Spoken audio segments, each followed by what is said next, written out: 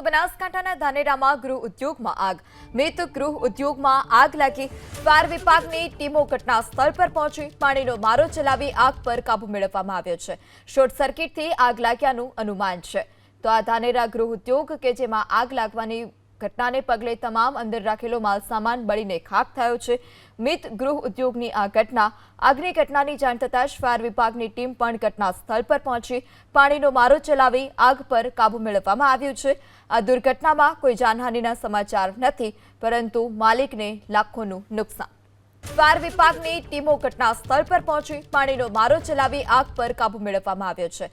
Short સર્કિટથી આગ લાગ્યાનું અનુમાન છે. તો આ ધાનેરા ગૃહ ઉદ્યોગ કે જેમાં આગ લાગવાની ઘટનાને પગલે તમામ અંદર રાખેલો માલસામાન બળીને ખાખ થયો છે.